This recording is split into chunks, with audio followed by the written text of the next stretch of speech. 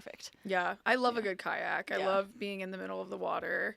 And then sometimes I like to lay. Do you ever lay back and just kind of like let it rock you around? Absolutely. And my friend that I went with, he actually figured out that if you cut like a pool noodle in half and stick it on the edges of the kayak, you can like rest your legs up there and like dip your feet in the water and everything, and it's more comfortable. So that was great. Folks, that's the trick of the trade right there.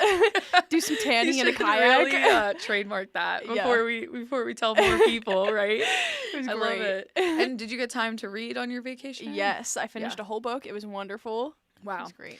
On top of Milwaukee Deep, right? Yes. Yeah. Yep. I know, you're like a 2-book-a-month girly, sometimes 3. So I do my best. Yeah, you're always on top of it. Me, I think this one was a quick one, like we said. So I think this was like perfect to add to your summer reading list because it had that, it had everything in it, jam-packed, but it wasn't super long to the point where, you invested weeks and weeks and weeks on it. So it's like the perfect thing to add on there, especially if you're trying to get to that reading goal for the end of the summer or also for the end of the year. Definitely. You're on Goodreads, right? Yes. Okay, so my read goal is 20 books. Okay. What's yours?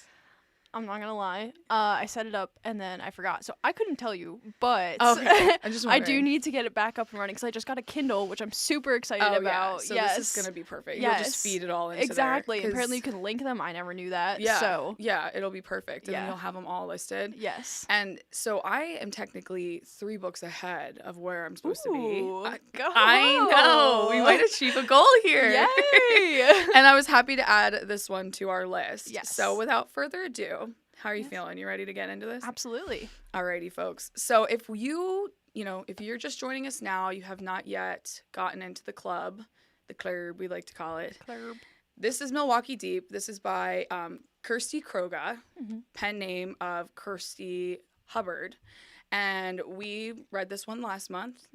And maybe would you like to tell everybody the synopsis to get us in the groove? So Milwaukee Deep, it's about a woman named Ambrose Nobel. And she is a ghostwriter. So she has been hired to write this family's history in like sort of a novel format. And while she's researching their family history, she starts to notice some discrepancies, some things that don't add up in this like island community that they came from. So she takes a trip to the island and kind of like dives into all the mysteries and the secrets that are on this island. Yeah, and she finds a lot of things. Yes. And we also kind of transport ourselves back in time. We meet other characters and we really get a lay of the land and kind of a view of what that time was like on the island. We did do a full sit down with the author. And she did say this is like a historical fiction novel. So some of these things, really did happen. Some of these things did not. We'll kind of pick and choose which ones that she kind of highlighted for us. But there are some true things that have happened. And it was almost like this, her leading lady was investigating, adventuring, and learning about this island and the history and how it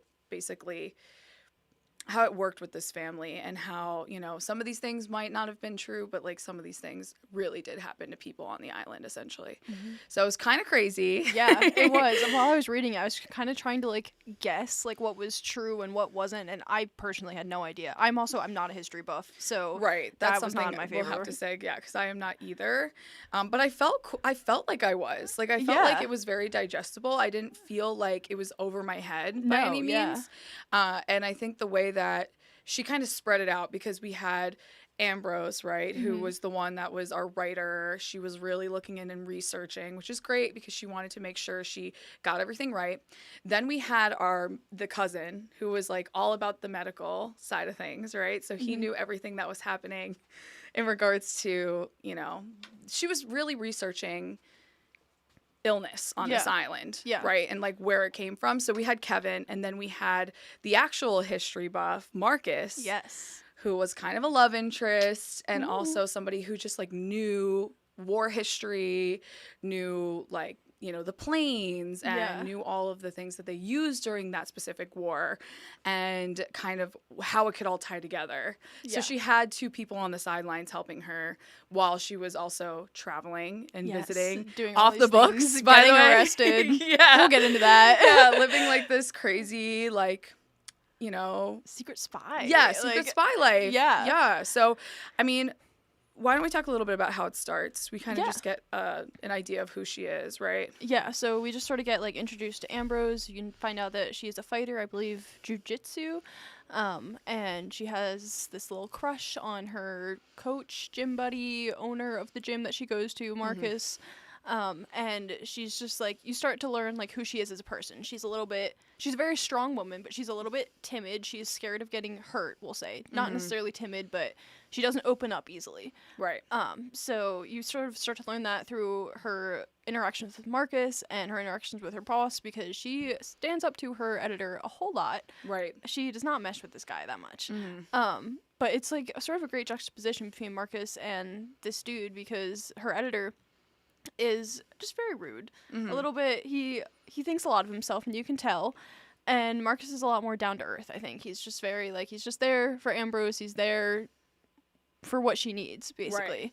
Right. He's very supportive. Yeah. Yeah. He and is. I think he's, like, also vibing with her. You know, I think he definitely has a thing for her, too. Yeah. So that kind of, like, adds to it, because he definitely cares, and he cares, like, a little bit more than the average, like, coach would, right? Yeah, definitely. You know what I mean? So I love that. I love seeing this side of her. I love getting to know her in those first couple of pages, because that's something that I've told you in the past, that sometimes it really takes me a chapter or two to get into the swing of things. I think the way that was set up was great, because I'm like, okay, cool, I know Ambrose now. Yes. Like we're got a we're nice pals. snapshot of her character. Yeah. There's nothing that you needed to like question. There was nothing, and maybe it's just because of the nature of the book. Like sometimes you don't know the main character until like 500 pages in or something. You know what I mean? Maybe there's something that's the story. You're just learning more and more about the main character. So I like that I was able to pick it up right there, and that was my basis. And I was like, okay, cool. Let's get into the nitty gritty. Let's see what's going on. Yeah. And so she got this assignment pretty early on in the book too. Like that was like kind of first, like after we learned that she's a fighter, this is what she does in her free time. She's based in Philly. We learn that she has this assignment to write for this family and to talk about their history, right? And is that how she meets Philomena? Yes. Yeah. So she has to go talk to essentially like the matriarch of this family, Philomena. She is on hospice. I think she has cancer maybe, but basically she's dying, and Ambrose wants to go talk to her, and the person who charged her with writing this book just basically asked her, like, can you please, like, at least get some sort of draft together for Philomena to read before she dies. So there's this sort of, like, urgency there as well. Like, Ambrose really wants to figure out this whole, like, history, but then she's sort of derailed by this discovery that the medical records aren't accurate. Like, the reason that some of these family members died, according to medical records, it's tuberculosis, but she realizes, with help from her cousin as well, the medical doctor, that that's absolutely not true. So she's just sort of like plugging away at this family history, and then all of a sudden it's like this side quest, and she needs to know what happened. Right. She wanted to go and see the island, basically, because she's talking to the family. The family isn't there. You know what I mean? And then she's kind of like, all right, well, if I'm going to completely research, I'm going to completely know my subject matter, I got to get out there and I got to see what's going on. And that's where we, ask the editor, kind of get a feel for the editor, see that he's not really interested in supporting her. It sounds like there was something holding him back. Like, I think there were, what would you call it? Like, it wasn't like a political thing, but it was definitely like something that they didn't want to be uncovered. Yeah. But she was like, well, I need to go. And then they were like, well, we don't want to send you somewhere that you're going to get in trouble, essentially. Yeah. Because we know that there's things that they don't want his loyalties definitely lie elsewhere than I would say his that.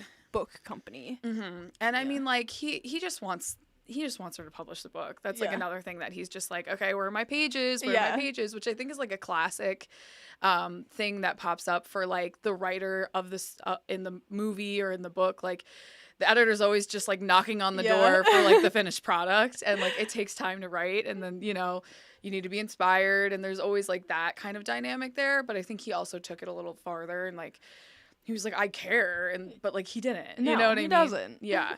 So she decides to just go on her own, buys her own ticket, sees that it's like a road less traveled. Like it's not like your big commercial flights are going down there. One of my One of my favorite lines from that, like, part of the story where she's, like, deciding to go is she says something about, like, she's on this trip she can't afford and blah, blah, blah. And I'm like, wow, like, how relatable. It was just so funny. This, like, little, like, line in there. Yeah, and she's like, I mean, I don't know how, like, old she was, but it definitely felt like we were, like, similar. Yeah. I don't know. You know what I mean? Like, I related to her. No, I thought agree she with was that. like living the same life, you know, like she got to do this. She's a writer, but like she gets to do this one hobby on the side, and this is her hobby, and she's like kind of in love, but kind of like, I don't know. Yeah. You know what I mean? Like, just definitely like, a relatable character. Yeah, yeah. So then she finally gets down there. She meets some of the island folk, and she gets a lay of the land. She doesn't really know her way around. No. She's trying, but I think she met some really cool people. Like, she really Yeah. got to talk to them about their experience, and they ended up helping her, like, further on in the book, basically get her back out to do her research. But basically, when she gets out there, right, they tell her there's certain places you're not supposed to go on the island. Some places are marked, red zones, yellow zones, that aren't safe, basically, for humans to, you know, walk around on or even like consume things on. Like, there's different levels to it, essentially, based off the history of the land and what happened on the land, that you aren't supposed to loiter in certain areas. So she goes to investigate those areas. Naturally, because of the Medcom, right? Yes. So the whole, like, the island was sort of destroyed by the U.S. military during, I think it was World War II, one of the wars. And that was the big reason, because I was looking at this. Commandeered by the U.S. military as a weapons dump and proving ground for over 60 years. It doesn't exactly say which war back here, but I remember it being like, you know, they needed a lot of... They basically took over the land. Yeah. And this is true. This is part of the true start of the book. But they take over the land. They're making weapons. They're training soldiers. They're just dumping all these hazardous materials onto this island and in the ocean. And they just sort of, like, take over the island. The natives are just, like, pushed into, like, different areas and then relocated again and again. And it's a whole big mess. But Ambrose really wants to get to the bottom of, like, what happened to this family who came from this island. Mm-hmm. And, like, when she talks to the people that still live there, they didn't hate that the U.S. military was there. They actually gave some jobs to, you know, the men on the island. The kids, like, had an opportunity, but there was still some tricky things that were happening, you know, like we basically get transported to a scene where, you know, some of the men were not treating the women right. You know what I mean? Mm-hmm. It was a little bit, it was scary, honestly. And so there were positives, but there were also big negatives just from, like, what they saw face value. And then when you learn all this other stuff is happening with, like, toxic chemicals and what they're testing for, and then they're testing on the people in the island that we find out, it's a totally different scenario that's going on. So it's almost like there was a face value issue culturally with the community, with the people coming in. And then there was this whole other higher value issue happening inside these closed walls of the Medcom. So that's why she wanted to go and check that out, basically, because it's not popping up in her research. It doesn't exist, essentially. No. And she's like, I gotta go there and see where this thing is. Yeah. And to find out what's happening on this island. Yeah, and then the locals confirmed, hey, this is there. Here it is. Like, just, you know, follow the trails. Yeah. You should be all right. And she goes in and she sees it. And lo and behold, it's not good. The FBI or, like, basically people came for her because she went inside. So that's, like, kind of where it got kind of crazy. I was like, oh my gosh, like, is she gonna get caught? Is she not gonna get caught? Yeah. We were talking too about how we were, like, sweating, like, the last 20 pages or so, because, like, this is, like, the big, like, climax of the story, and it happens, like, I don't know, 20 pages maybe from the end. Mm-hmm. So Allie and I are reading it and we're like, oh my gosh, like, how is this going to wrap up in the next 20 pages? Like, it really, like, made your heart pump because you were like, is she going to be in jail? Like, what's going on? Especially in that first instance, because she's on Snapchat and she's sending everybody like, for those who don't know, Snapchat is just like an app where you can send photos, but you can also direct message certain people, especially if you're attached to Wi-Fi. So I think she wanted to avoid text message, and she probably didn't have, I don't know. Like, I don't know why she chose. I think that's just the only way that she communicated to. Very millennial. Yeah. Very Gen yeah, Z. Yeah. Marcus, too, maybe. Like, they were Yeah. more like Snap friends, not so much text friends. Yeah. You know what I mean? So she sends all of her proof. Yeah. She gets it out, and she's like, if you don't hear from me, like, they're coming for me. I'm not okay. Yeah, literally. And she sends all of her photos out. Yeah. And then she ends up going back again. And before we go back, here, the other thing that was like a streamline in the story is this, like, she gets these visions. Mm-hmm. That was, You like, saw I that, think right? my favorite part, of the story were these, like, visions, like you said, that she has. Mm-hmm. Like, I don't know if they were triggered by this, but when she talks to Philomena, like, the matriarch of that family, Philomena gives her, like, some sort of special, like, coffee drink, and then it's only after that she has these visions. Right. But it's only on the island of Yeke that she has these visions. So maybe it's a combination, maybe it's something or what, but Philomena does not seem surprised that she has these visions. She's sort of like, I knew. Much like she wanted it. Yeah. She probably wanted her to see what was actually happening. Yeah. Because it's one thing to have that 2020 vision, like, okay, yeah, I can see what that says, I can see what's happening, but like to actually go back in time, like these were go back in time visions, seeing these people that aren't even alive, some of them to this day, and getting a better idea of actually what happened in the moment that we're trying to, like, you know, it's alongside the research, it's alongside that, you know, want to know what's happening, and then she sees it. Yeah. And she's like, oh my gosh, this is insane. Yeah. So we had the one vision of Philomena with the two military men, which was pretty intense. Yeah. And then we had another one with the brother, Javier. Yes. Yeah.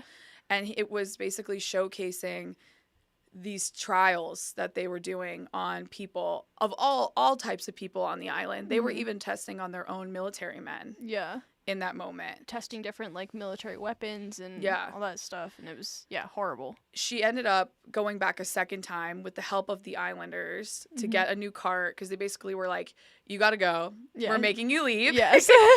This is a warning. U.S. military said, go back to where you came from. Yeah, literally. Like, we're not, you know, we're being nice, but we're also not being like, we're not going to do this again. Yeah. And they basically wanted her to see the rest of the story. Mm-hmm. So they set her up with another golf cart. They're like, you should probably go early. She goes and she visits the second part of the MedCom that she didn't see the first time. Mm-hmm. And that's where she has this vision. And that's kind of like the culmination of the story, basically showcasing that I think she was right. You know what I mean? Mm-hmm. They didn't want her to write about it, obviously. So that's the one thing I think, like, yes, she was able to see. And then she was able to go back and tell Philomena what really happened, essentially. But she wasn't able to write about it. No. But I do love that she made that deal with the, like, prosecutor, lady, agent, whatever you want to call her. But she basically said, like, I will never breathe a word about anything that I saw, any of those atrocities that I saw to anybody, but I want to tell this woman who is dying. And she does. Yeah. And Philomena handles it with, like, such grace. She's just like, that's fine. That's great. Don't tell the rest of the family.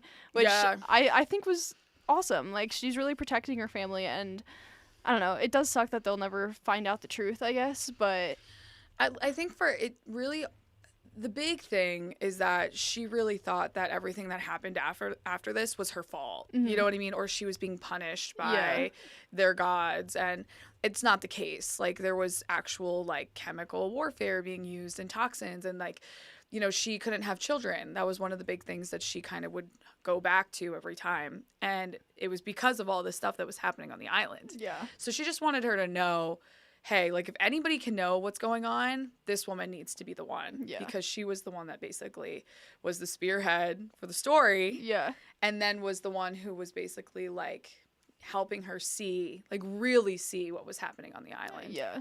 So that's kind of like the full story there. Yeah, little synopsis. Yeah, it was, and I really enjoyed going through it all. Yeah. And when we got the chance to sit down with Kirsty I think she really had a passion for the novel, Mm-hmm. really had a passion for the island, because she Yeah. actually went herself to Yeah, see which is these so things. awesome. I know, and you know, the way she has things set up right now, being able to travel like that Yeah. to also write the book, it really gives that personal experience, that Mm-hmm. personal touch to it.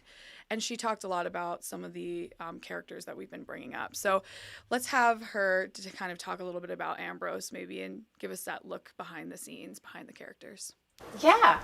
So Ambrose, obviously, she gives me leave, and I think the setup of the story gives us leave to go and write a story that is not mine. The story of Vieques is not mine; it's theirs, and I know that I'm probably going to get subtleties wrong that I wouldn't know. But having a character who is outside of that culture and visiting because they're curious and interested, it gives you a little bit of grace that if you make those mistakes, they're meant honestly. You're a visitor absorbing this culture. You're not trying to write from inside the culture. Okay, yeah. So as Kirsty is talking about, like Ambrose is this very strong character. Like once she gets this in her head, she is not gonna let it go.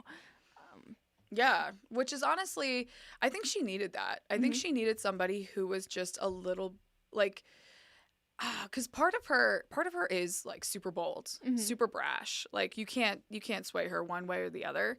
But what's also interesting is she has something in her past that kind of haunts her a little bit, Mm-hmm. and also, like you said, keeps her timid, keeps her closed off, keeps her um, basically safe in her opinion, in terms of anybody actually getting to know her. Yeah. So she's super like, I don't want to say she's, strong-headed, like in the sense that she won't budge, but I think on certain things that she wants to work on, her projects, the way she fights, like Mm-hmm. she's not going to give up. No. And I think it's a really interesting way to create a character, because no one person is just one thing, Yeah. right? So she has levels, and that's something we didn't mention, that she kind of has this underlying issue that we don't really know. We know that like she brought it up to her mom in the past, and like her mom really didn't believe her. Yeah. We don't know yet. I think, she did mention there are more books coming down the line. So I Mm-hmm. think that there's going to be more insight on her relationship with Marcus, but this is like the one thing that kind of holds her back from actually showing him who she really is, and like also like falling for him fully. Yeah. So I thought that was interesting. It does sort of end like the book on a cliffhanger. Like it's not a cliffhanger, but you never really find out like what becomes of Ambrose and Marcus. Mm-hmm. And I kind of like that. I don't know. Like it wasn't I liked that it wasn't like a ooh, they started to go in for a kiss and the book ends. But like it's a non-issue sort of thing. Like they Right. still have a lot of time to get to know each other, and like you said, like there are going to be more books in the series, so I guess we'll get to see that.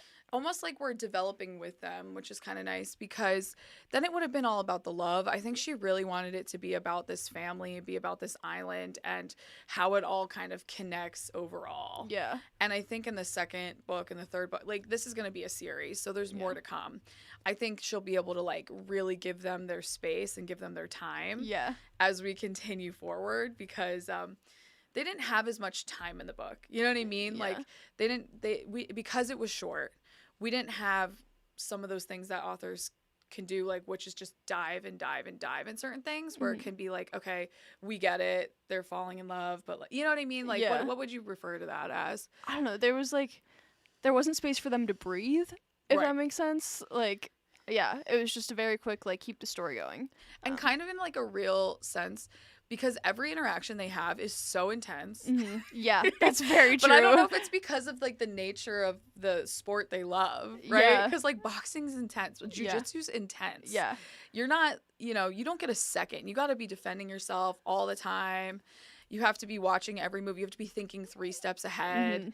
So maybe that's why, like, just because of like the way that they met and the way that they've connected is so intense. Like everything they do is intense. But we've talked about this. He also was like cool. Yeah. He was just like, all right, fine. Like, I'm not pushing you. Yeah, just let me know what you need. I'll be here. If you like, want to talk, we yeah. can talk. So she's just not ready yet. Yeah. So I just thought that was interesting, because yes, she's like her fighter. She's the person who's like never going to give up, but she also has this soft side that's Yeah. like just needs to figure it out Yeah. first before she dives into somebody else. I also liked how Kirsty, like, she told us, she was like, Ambrose is not me. Like, it's not an autobiographical character, but they do have, like, a lot of similarities. So that was really fun to talk to Kirsty about because, like, Kirsty also fights herself. Like, she does boxing, I believe.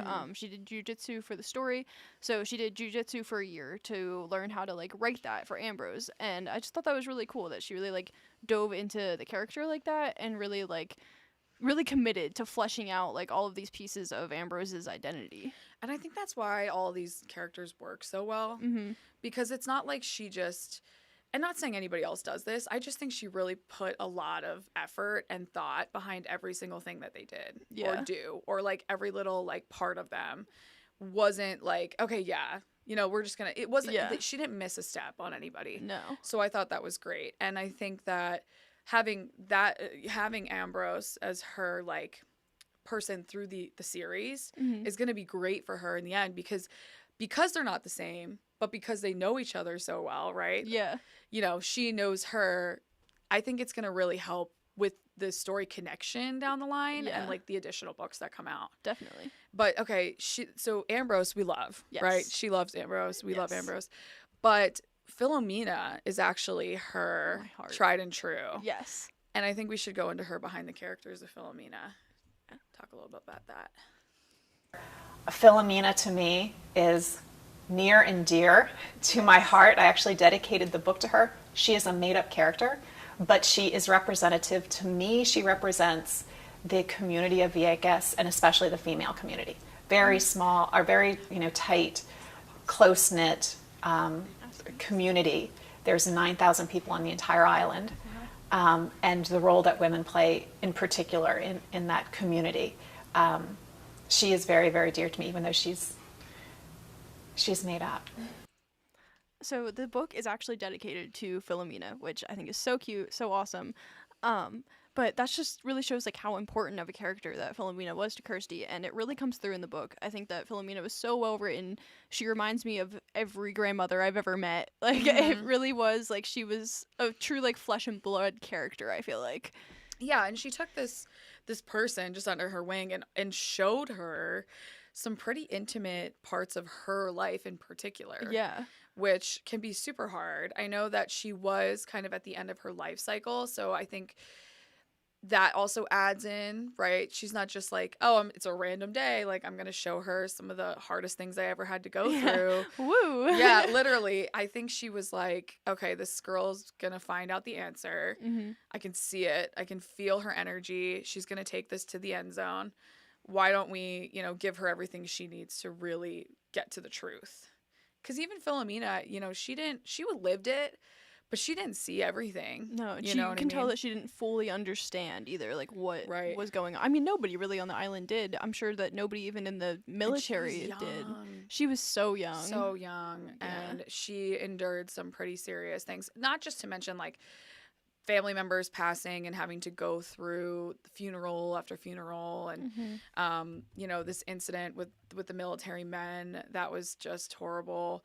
I think she just like daily life like could be, it wasn't like she was commuting to a 9-to-5, like she was working, but like that's what made that island so special for them too. Yeah. Their lifestyle, their way of living.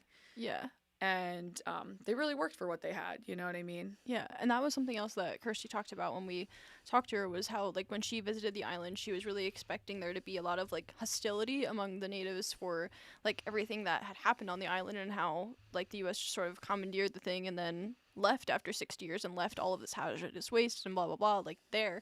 But she said that, like, the people on the island were just, like, happy. They were grateful to, like, have visitors again. They were, like, living off the land, and just life went on, and I feel like Philomena really embodies that, because she's very cheerful. Every time Ambrose tries to say like, well, this horrible thing happened to you, like, aren't you upset about that? Philomena's just very like, no, like, life goes on, like, I'm okay. Yeah, very positive. Yeah, especially because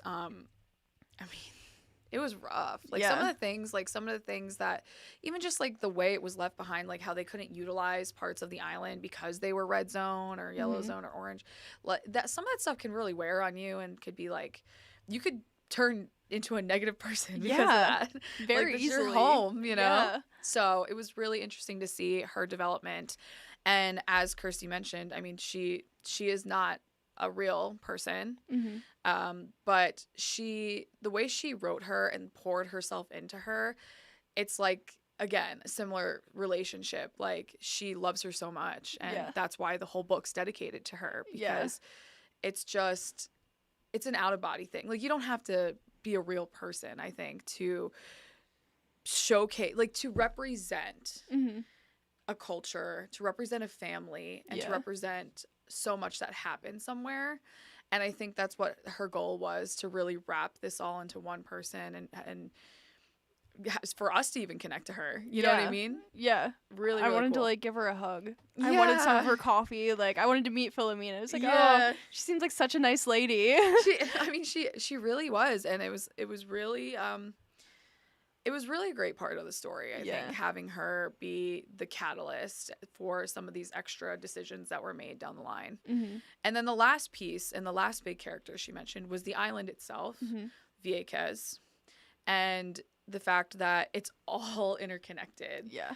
Like, you know, one person had trauma, the community had trauma, so the island takes on the trauma. So let's see what Kirsty said a little bit about that in this Behind the Characters. The island itself, to me, is a character. And the story of Vieques mirrors so much the story of humanity and sometimes our personal lives. And that was important to me. So you have, Ambrose, who has some personal trauma. You have Vieques, which has some community trauma. And then you have the island that has, like, this physical trauma as well. So the mirroring of those and how that connects them in a really intimate way across kind of land and culture and people, and that those things can be absorbed. And I think that was really interesting, that in my mind, Vieques, the island, has absorbed both the trauma and the love and joy. So actually, one of the first, like, little notes that I wrote down just for myself as I was reading this book, so that I could, like, keep everything fresh by the time we got to discussion day, was that I loved the personification of the island. And then we got to Kirsty and we were talking to her, and she was like, yeah, like, she's working on a screenplay, which is really exciting. We'll talk a little bit more about that at the end. But she said that she was talking to the person who's helping her, like, make this into a screenplay, and that person was like, oh, I have all of these, like, characters for you, here you go. And Kirsty was like, you're missing one. Like, where is it? Yeah. And it's the island. So we just thought that was really awesome, because like, the island, it really is a character in and of itself. Like, it's so well, like, you think that it is a character. It's so well personified. It's so well, like, the island almost has emotions, I think, of its own. Has mystery, mystique, because it holds all these secrets that we have no idea what the answers are to yet, right? We know some things, we don't know everything. It holds love. It encapsulates a community. And she was like, I am so happy you saw that. And it's popped up in our book club discussions before. So we were, like, on it. We saw it. We were ready. We were like, okay, like, this has to be one of the big main Harkening characters. back to Walker Mountain. Yes, literally. And, and that just goes to show you, like, book to book, right? You could be in like, we're on an island, right? We're in Puerto Rico. And then we're in West Virginia. You know what I mean? And that landmass, each land has a hold on people. And can change the progression of the story in an instant. And I feel like it's so, like, representative of the people, the community in the story as well. Like, there's this one point when Ambrose is on her quest on the island and in places that she's not supposed to be, where she's, like, describing how, like, the island is sort of retaking, like, this land back, this land that's been paved over and beaten up by the military. But I think that's actually how the book ends, is, like, a little sprout coming up. Like, it's, like, showing rebirth. Like, exactly. And I, like, going back to what Kirsty had said about, like, people living on the island, I feel like that's just so, like, symbolic of them, like, just healing and moving forward after this tragedy, for lack of a better word. And I mean, look, again, this happened a bunch of years ago, but because we're trying to dive back in, it's almost like we're opening up an old wound, right? Going to places, opening up that scar for some of the locals, you know what I mean? Like, they probably haven't talked about it in a long time. Because of the way their attitude is, like, they're so positive. I guarantee you they're not, like, at home discussing it at dinner. Yeah. They're moved past it. But to have it be like, okay, we came, we saw, we conquered, right? Ambrose got what she needed, got the story. And now the island's like, okay, we're back to our serenity. Yes. We can get back to where we were. Somebody knows the truth. Yeah, and we can keep on keeping on here. Yeah. Because it's almost like it wrapped it up really nicely at the end. Yeah. Especially once she told Philomena what went down, and she was able to go home and kind of get back to regular life. Yeah. But it really is interesting. I mean, it's like she said, it's like one big cycle. Everything feels everything. And I kind of am a believer of that. Like, you know, a place can hold trauma. Yeah, definitely. But I almost feel like the way that the island, you know, went through, it almost feels like it didn't even happen there. Even though there's still remnants. Like, I feel like not only have the people moved on, but also the land has moved on. I know it's a little silly, but no, I know what you mean. It feels like that's the way she at least basically wrapped it up that way. Yeah.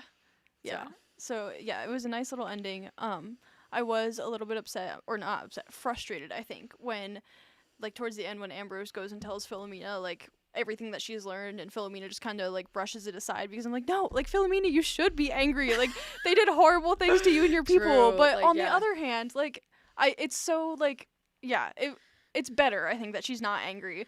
But it was just like, I was like, oh. Do you know, it's like, it goes back to when people say, like, holding a grudge only hurts you. Yeah. Or not forgiving someone only, like, makes you feel worse in the end. So it's like, for her, she's at the end of her line. Like, maybe if she was in a different place, maybe she'd be, like, a little bit more fired up. Yeah. But I think that's just the way she is, too. Yeah. She's very much like... And I admire that in her. It's like, hard to do that. Yeah. It's hard to just say, so like, hard. whatever. Yeah. Especially when it comes to family and, like, the way that they were being treated. And it would be a lot to unpack, first and foremost, for her to come in and be like, this is what really happened. A lot to process. Yeah. And then, okay, yeah, all is forgiven. Yeah. Time to Just move on. moving peacefully. Even more. Yeah. And yeah. So, I mean, good for her. Like, I'll keep that in mind going Yeah. forward in my life. Maybe we for can sure. learn something from Philomena. Literally. Because it's hard. Yeah, it is. But I think this was, like, a really great book to kind of continue in our series thus far. We've had some thrillers. We've had... some love stories. We've had a little bit of, like, local, politics. So I think this was a nice one to continue our book club conversation and continue to bring representation and awareness to the arts of local, because Kirsty is a very local author, Franklin County based. Also a Franklin County, or everywhere, but business owner based in Franklin County, which is awesome. Right. So, and that's what we're trying to do here, just spread awareness for what's happening in South Central Pennsylvania. So I thought this was a perfect one. Go Kaylee for finding this one, right? Actually, thank you to Kirsty for reaching out to us. Yeah. So we were really happy to get the chance to read this one. We do have our next book coming up here. And this one I think is great because September is a special month. So would you mind? So this is Invincible, Finding the Light Beyond the Darkness of Chronic Illness. It was written by primarily 2 Lancaster County authors, and then I think about 26 other authors who all have some sort of chronic illness, and September is National Disease Awareness Month, I want to say, and also Library Card Sign Up Month. Go get your library card and check this out. Yeah, literally. But so we'll be reading this during September, and we'll have our discussion at the end of September as usual. But yeah, I think we transitioned from a nice, like, sort of summer read, with the island and everything like that, into more, like, harder topics. And this is more fact-based. These are true accounts of what they're going through. And the idea is that these people suffer with these illnesses every day, but they may not be seen by the naked eye out in public or at the grocery store or wherever you may be going. So they wanted to just make sure people understood what they were going through. I 11 pages. I feel like I always say that. I'm like, I've only read like 10 pages or 15 pages, but that they're basically prefacing that people are going to tell their real life stories from their perspective because they want to give other people an understanding of what they may be going through who may not be able to see it right off the bat. Yeah. So I think this is going to be great. This is definitely a little different than what we've done thus far. Sort of an eye opener, I think. Yeah, and it's perfect for the timing. You know, September. I think this is like the perfect parallel, if you will. Yeah, no, definitely. Yeah, and I'm excited to dive into it even more and then discuss it at the end because it's going to be interesting. I feel like it's going to be a lot of us like saying like, I would have never realized that was happening, or, you know, we have a lot of impact in our daily lives, even if we don't realize it. Mm-hmm. So I think it's going to be a good, you know, reflection piece as well. Definitely. And I love that they're both Lancaster based. Like, we're just keeping the good vibes going with our authors. So definitely very excited for that. Yeah. Now, not to go back really quick, but we do have a full Meet the Author piece on Milwaukee Deep over on our website. I know we've been saying Kirsten Hubbard, Kirsty Kroga. She has a pen name. She talks all about it on there. So head over to our website, FOX43.com. Everything's laid out there so you can get the tea and see what's going on with that and learn more about that. And then